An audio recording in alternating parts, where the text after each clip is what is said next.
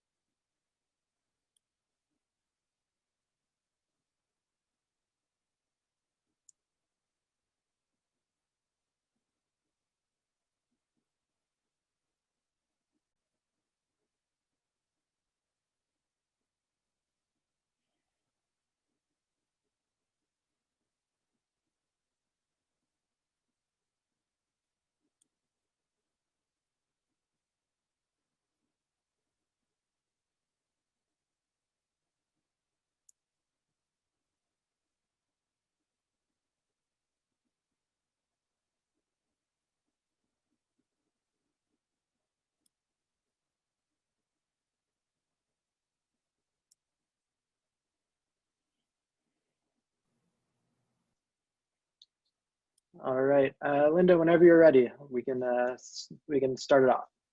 All right. Hello. Welcome to the Los Angeles Conservancy Preservation Town Hall, where we will interview the two runoff candidates for LA City Council District 4, current City Council member David Ryu and challenger Nithya Raman. The election is Tuesday, November 3rd. I'm Linda Dishman, the president and CEO of the Los Angeles Conservancy, and it's my pleasure to be your host for this important forum. As a nonprofit organization, the Conservancy cannot endorse a candidate. However, we can help inform and educate voters where candidates stand on historic preservation. The Los Angeles Conservancy is a nonprofit preservation organization that works through education and advocacy to recognize, preserve, and revitalize the historic, architectural, and cultural resources of Los Angeles County. The Conservancy has over 1,000 members in Council District 4. There are 230 historic cultural monuments, 9 historic preservation overlay zones, and many other historic resources identified in Survey LA. Council District 4 includes portions of the LA Basin and San Fernando Valley, stretching from Sherman Oaks through Griffith Park and Hollywood Hills to Miracle Mile and Koreatown. District 4 contains a range of historic resources that help to tell the diverse history of Los Angeles. Within the district are some of Los Angeles's oldest neighborhoods, as well as those associated with our more recent past. Because of this, preservation is an important issue to people in the district and all of us in the city. With suggestions from our members and supporters, we've compiled questions to help you understand each candidate's position on historic preservation. We want to discover, do they believe historic preservation is important to building community? Will historic preservation be a priority in their land use decisions? And should the city be doing more to further preservation? This year, we're using Zoom to bring our interviews live for the first time to our members, supporters, and the public.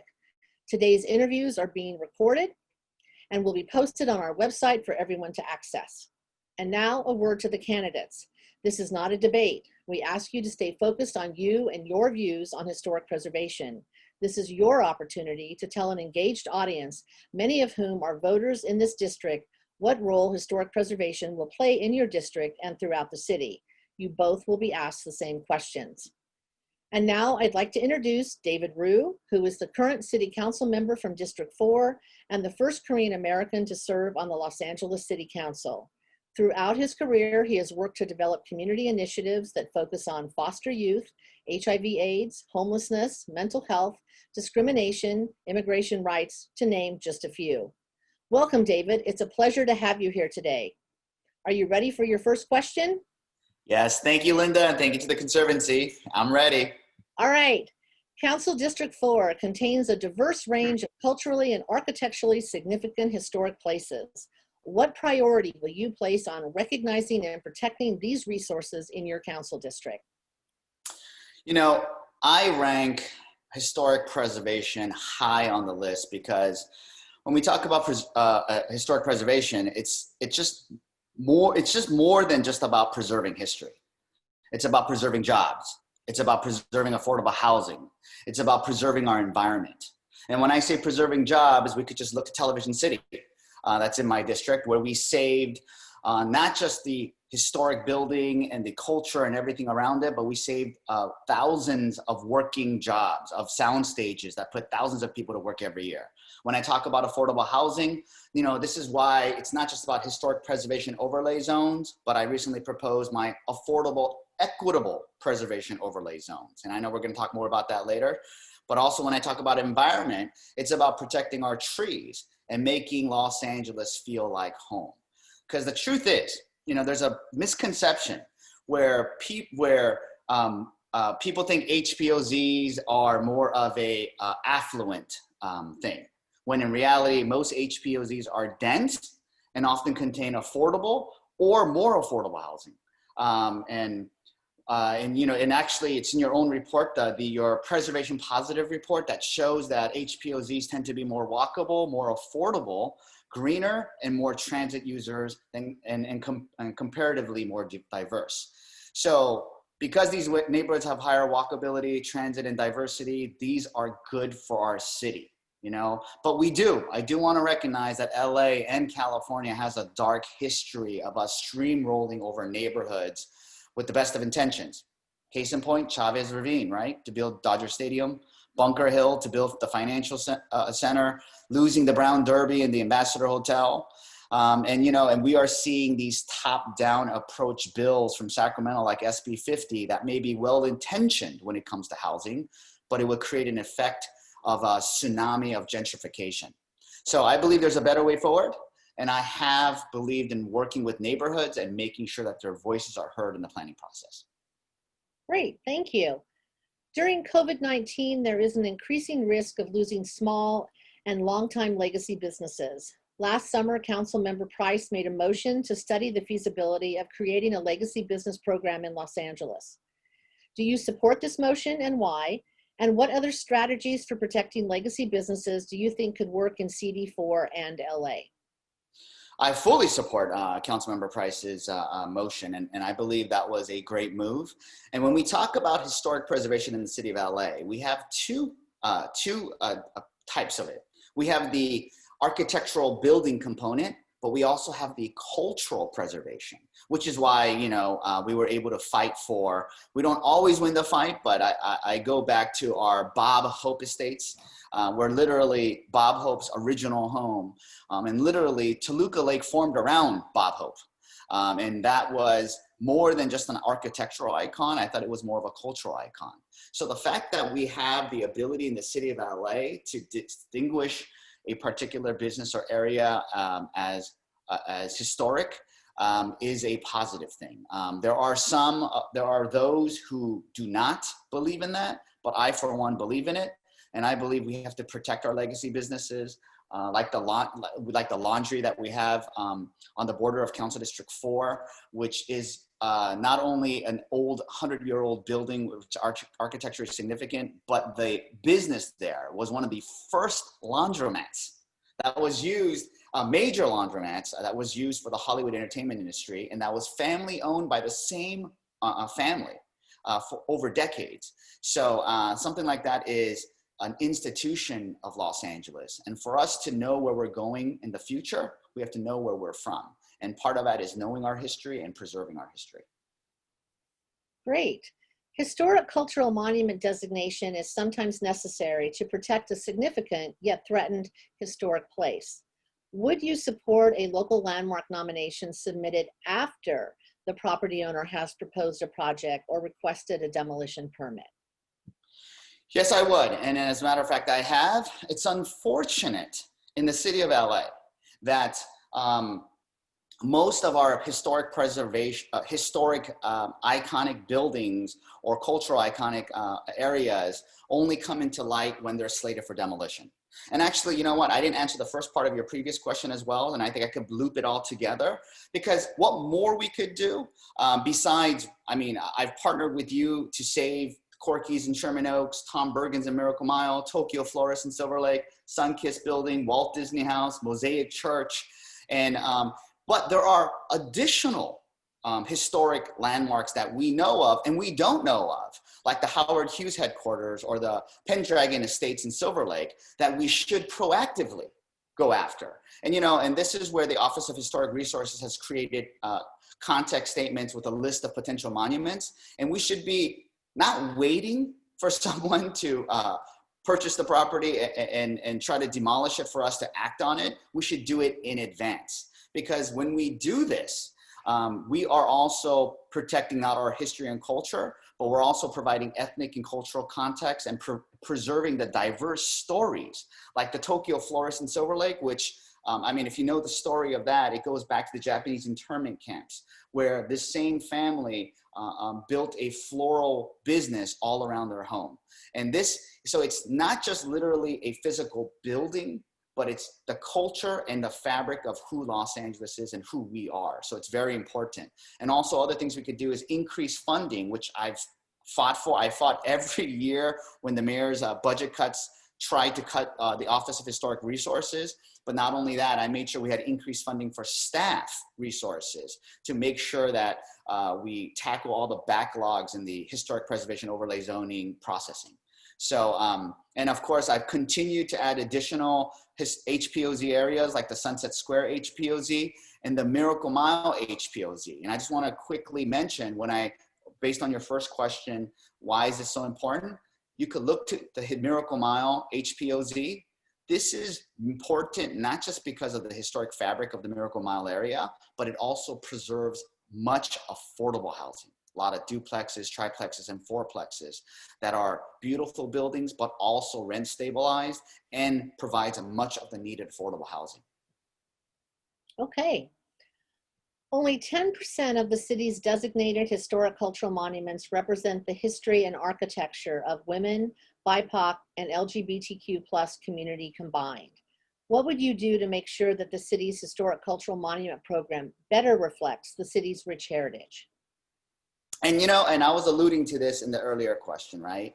Historic preservation, again, a lot of people have a misconception of it's just the famous architect and the building. It goes beyond that. It's the fabric of the neighborhood, like I said, with the Tokyo Florist.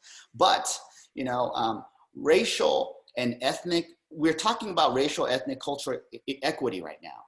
And part of that needs to be expanded to historic preservation. Because, for example, you know, when we lose, and we have lost, unfortunately, a Paul Williams structure, and Paul Williams, actually, the people on this forum, listening to this forum, I know who knows Paul Williams is, but for those who might not, he's one of the first Black architects in the city. And we lost one of his buildings in Council District 4 and one building in Council District 5 last year. This should not happen. I fought against it, but you know what? When we talk about it, it's not just the fact that he built these amazing structures and out-of-the-box thinking architecture, but if you start researching, wow, he was the first Black architect. What did he do? You know, and what was his challenges? And the fact is, he learned how to write backwards so that his clients and he don't have to have any interaction or touch. But when it comes to even women in our history, LGBTQ history, Black history, Indigenous history, we need to prioritize this in a historical context statements. For example, in my district, I was happy to learn about the Corita Kent studio, right? And Corita Kent is one of our historical icons who helped found so many different institutions, and as well as Immaculate Heart and everything else, where she was an icon in the 60s and 70s, where she, through her art, protested the social injustices that were existing back then. And her studios is currently still there. It's across the street from Immaculate Heart, and it's currently operating as a dry cleaner. We need to save that because it is a cultural monument where future young women who are interested in social justice as well as architecture or art could look to that and say, wow, I could do it too. This is our rich history. So it's very, very important, especially when it comes to increasing our racial and ethnic diversity, that historic preservation is beyond not just physical buildings, but increasing the diversity of LA. Thank you. Given the ever-increasing land values and development pressures that can often threaten these historic places, how will you work to ensure their protection? Well, and the first thing is that I talked about earlier is creating the affordable, equitable preservation zones. Because as your own study has shown, many of these historic preservation areas have more affordability in the home prices than other areas. And it also has, because there are a lot more older structures, many of them, like the Miracle Mile Historic Preservation Overlay Zone, has more rent stabilized units. So yes, land is scarce in the city of LA. We do have a housing crisis. So when we talk about tackling the housing crisis, it is not just housing, building housing overall, but it's the need to build more affordable housing, more moderate income housing, and protecting existing affordable housing stock. And in many cases, existing affordable housing stock and historic preservation go hand in hand. And that is why I am introducing my legislation for an equitable overlay zone, so that we can protect older neighborhoods, both for its rich diversity as well as in architecture, culture, and prevent gentrification. So that is one thing we can do. We got to also make sure we have to have stronger demolition controls as well. Because like we said earlier, many times, many of these historic landmarks come to our attention only after a demolition permit is pulled and a community gets alerted, and we get to work immediately. And then many times we are able to save, but then in other times, you know, an unscrupulous developer will just bulldoze, sometimes even against the rules. So we need to pass stronger demolition, not only pass stronger demolition rules, but we need to go further to protect historical monuments. And, you know, whether it's a scorched earth penalty or, you know, we have to really look at the true intent behind a so-called remodeling permit, right? And so we need to have stronger enforcement and higher consequences, which is why I introduced an anti-demolition legislation to prevent demolition of historic preservation.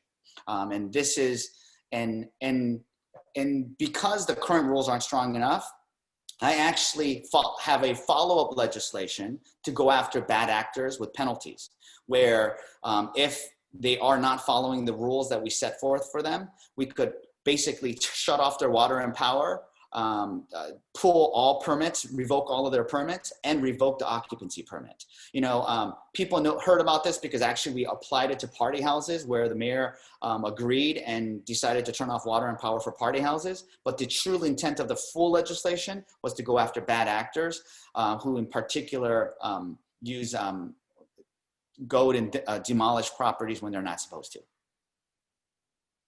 You've mentioned this once, but I have a bigger question. The Conservancy recently released Preservation Positive Los Angeles, a report that examines the benefits of preservation in the context of affordable housing and changing neighborhood dynamics.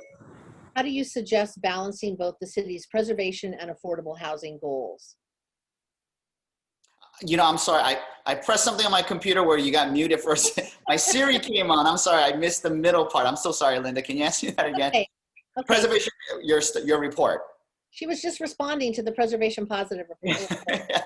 The Conservancy recently released Preservation Positive Los Angeles, a report that examines the benefits of preservation in the context of affordable housing and changing neighborhood dynamics. How do you suggest balancing both the city's preservation and affordable housing goals? And I think we were already talking about that, right? And I think it goes hand in hand.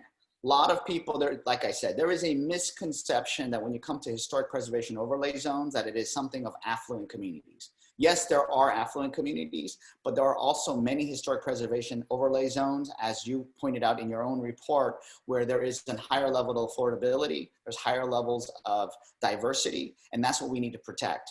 And that's why in order for a neighborhood to qualify as an historic preservation overlay zone, it is a very high bar.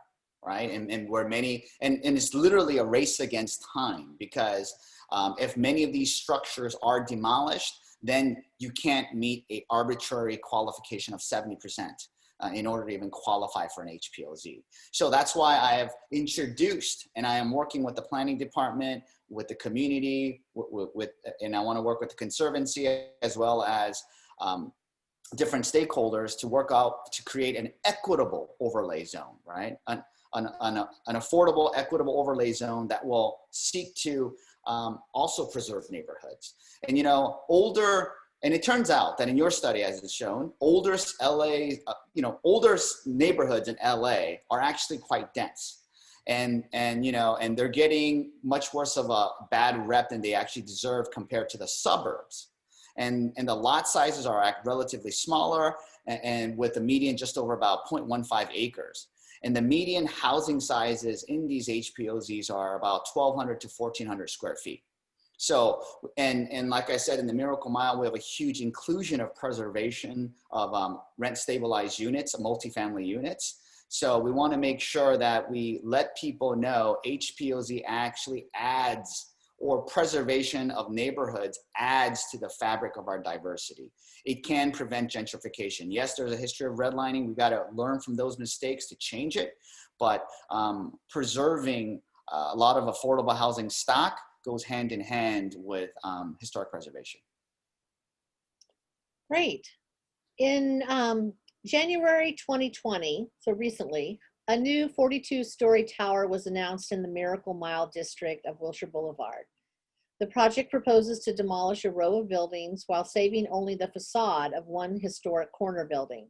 Nearby residents and preservation advocates are concerned about impacts on the surrounding historic neighborhoods and the loss of historic buildings. How will you approach this project proposal? Yes, that project you were talking about on Wilshire with the 42, currently proposed at 42 stories. We don't know. It is very, very early and preliminary in its stage. And I've made it clear to the developer who came to my office that he should actually go out to the community, talk with all the different stakeholders, and gather input in a way forward. Because just because the current rules allow him to do such doesn't necessarily mean that he or she should. And this is why in that case, Miracle Mile, that's why I was able to preserve lots of the neighborhoods south of the boulevard in a Miracle Mile Historic Preservation Overlay Zone. There is a whole design review guideline for the Miracle Mile, and it's a beautiful Art Deco area. And the fabric of the Miracle Mile is based primarily on its architecture. So I am for preserving it as much as possible. It is too early for me to comment on it. And actually, the planning department asked me not to comment on it because there is no technically project. It is just an idea. I would hope that whoever develops in the Miracle Mile would try to preserve as much as possible and fall in line with the design elements that currently exist. But that project you discussed goes beyond just historic preservation. And this is where we talk about the convergence between affordable housing and historic preservation. Based on the current city and state rules that I'm not sure exactly which rules they're going to use, whether it's going to be TOC model, or if it's going to be SB 1150, which density bonuses he's going to go after. But bottom line is, the reason they're able to get this density bonus and build more is because they're going to build affordable housing. But they're building too low affordable housing. In many respects, it could be 9%, 15%, maximum 20%. And honestly, we're giving away the farm. So not only are we possibly losing something historic, but in return, we're not even going to get enough affordable or moderate income housing. So this is why I am trying to use the planning updates that the city has to fix a lot of these issues, as well as introduce numerous legislation in planning and housing so that we can get rid of this loophole. To increase, if there is going to be a demolishing of any building, that we preserve at minimum what is taken away, but give more than that. And at all cost, if we could keep the structures intact, even better. So this is way too early in the stage. I think it is probably a very, and is very important, because what happens with this project will set precedents for future projects. So my office and I have been keenly following the developments, but right now we are letting the community and the different stakeholders study it and put in their inputs first. Great. Two more questions. As the city rolls out Recode LA, its new land use and zoning tools, what role should it play in new community plans to provide meaningful protection for historic buildings in Council District 4, particularly the many significant yet unprotected valley neighborhoods that Survey LA has identified as eligible for historic district and HPOZ status? Absolutely, and we talked about this earlier about using the not just Recode LA, but our update of our community planning processes to, not just do one-offs. Right now we have hodgepodge, and every time we see a loophole, every time we see a gap in the planning process or the historic planning process, we introduce legislation after legislation. And if the developers try to find another way through remodeling where they just keep one retaining wall up, I mean, it's just ridiculous. And we know the tricks that they play. But when we update our community planning processes for the various jurisdictions within the city of LA and do Recode LA, it's an opportunity for us to create a uniform overlay so that there is no question. And part of that must have protection for historic historic buildings and historic preservation, because we don't, as identified both by the Conservancy and the city of LA, there are so many eligible properties which we don't have the resources. The city nor the Conservancy has the resources or the time to start applying for all of those. So I would love to find a way how we could make it more streamlined and easier, so that, because as we wait, we're losing our culture. As we wait, we're losing our history. And this is part of the fabric. It's not just about the architectural significance of the physical building, but it's the cultural significance, the the ethnic significance, the diversity significance that it brings out. So I am all in favor. This is something, and again, this is easier said than done, because clearly, we are somewhat in a minority when it comes to historic preservation. And we need to make sure we educate people that this goes beyond us. This goes beyond our lifetimes. And that's what historic preservation is about. Great synopsis to go to the easy softball question at the very end. What is your favorite historic place in Council District 4? Ooh, that's a dangerous question. That is a very dangerous question. No, there's so many places. I mean, actually in Council District 4, there are so many places to pick, right? And there are so many more, like the various John Lautner houses that I haven't been even, only seen pictures of. I mean,